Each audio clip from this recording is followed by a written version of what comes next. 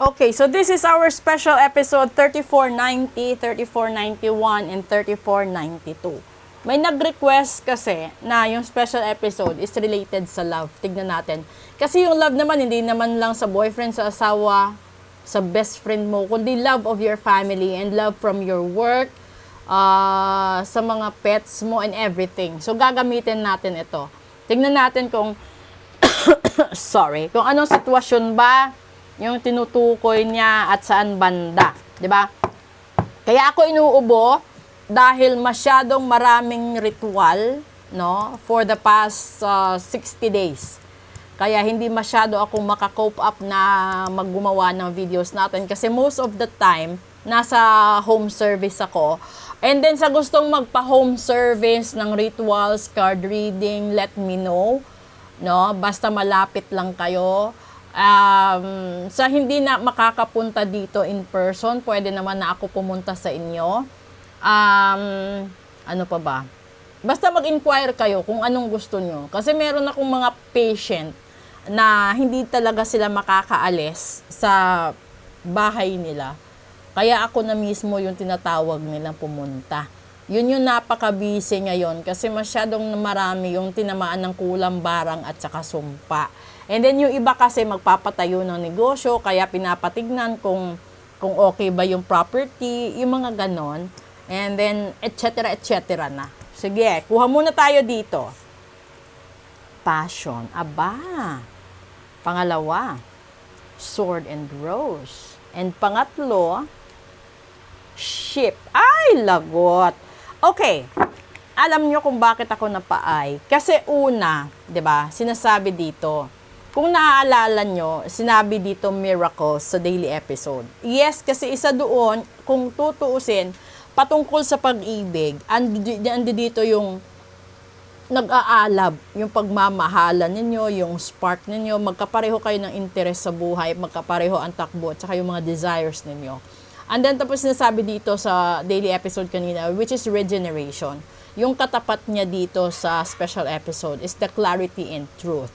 Andi dito yung panahon na malalaman mo lahat, no? Ito yung punto ng buhay mo na minsan kaya mong tanggapin, minsan naman hindi. Gusto mo, alam mo, naririnig mo, pero pilit kang nagbubulag-bulagan, nagbibingi-bingihan, kasi ayaw mo pang tanggapin or hindi mo kayang tanggapin. At yung dulo, sinasabi dito ng guardian, ito yung pagputol ng ties mo sa taong mahal mo or sa tao, hindi dahil sa hindi mo na siya mahal, hindi dahil sa hindi mo na siya kayang intayin, kundi sa panahong ito muna yung kaya at dapat mong gawin. Hayaan mo muna ang panahon, mag-move on ka muna, gawin mo muna kung ano ang dapat. Ibig sabihin, unahin mo ang sarili mo, 'di ba? Kasi kung yung problema natin is dalawa lang halos, no? Minsan tatlo. Una, usaping pag-ibig. Pangalawa, usaping pera. Pangatlo, usaping kalusugan.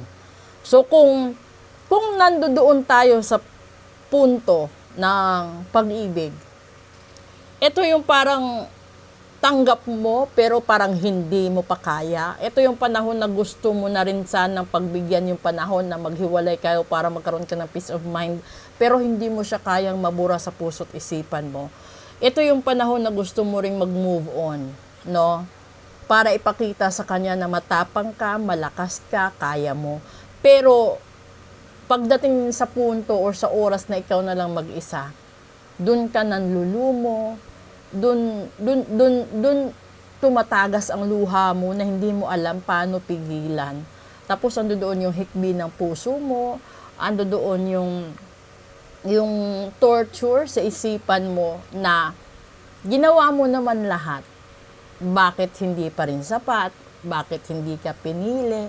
Bakit ka iniwan? Bakit ka tinalikuran? 'Di ba? Pero yung dulo kasi, which is the guardian's advice, you have to move on, not because you don't love that person or that person doesn't love you anymore. You just have to move on. Kasi habang naghihintay ka sa solusyon, kailangan mo munang makarecover. Kasi posible na ginawa ng Diyos yun for the both of you to realize, hindi lang naman ikaw. Kung nasa third party situation, ibig sabihin lahat ng taong involved doon, magkakaroon ng moral lesson. Lahat ng tao doon magigising sa katotohanan. And then until such time na makikita mo yung bright light, makikita mo na meron pa palang mga glitches sa mga plano mo sa buhay na kaya pala hinayaan kayo munang magkahiwalay para matuto ang bawat isa, hinayaan na walang communication para magkaroon ng pagkakataon na magmuni-muni, di ba? Pero you have to receive whatever you need, and then you have to progress, and you have to arrive into a solution na dapat mo rin sanang ingatan ang sarili mo. Kasi you will never be able to fulfill, no? Yung sarili mong kapakanan, sarili mong kasiyahan kapag hindi buo ang sarili mo. Lalo na kung isa kang single parent. Kasi mapababae, lalaki, or bakla, or tibo, di ba? Hanggat hindi mo tanggap ang sarili mo, hindi ka rin magkakaroon ng napakagandang outlook sa ibang tao. So, mas maganda yung authentic, huwag kang magkunwari. Kung nasasaktan ka at ayaw mong pag-usapan, then huwag mong pag-usapan. Kung gusto mong magkulong, then magkulong ka, pero huwag kang magpakagutom. Kasi kapag ikaw nasiraan ng ulo, nasiraan ng bait, o di wala nang pag-asa, pagtatawanan ka. So, yung gagawin mo doon, no, magpa-reading ka para alam mo kung ano yung susunod na mangyari. Magpa-ritual ka para ma-regain mo yung positivity sa buhay mo.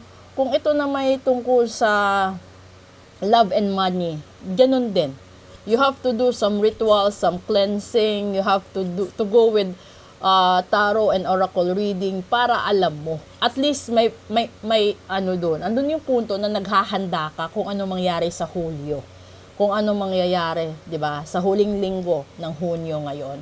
So dahil sa kapistahan ng San Juan, mag-ingat po ang lahat dahil yung iba talaga na masasawi sa tubig. Sorry pero kailangan kong sabihin. Good afternoon po.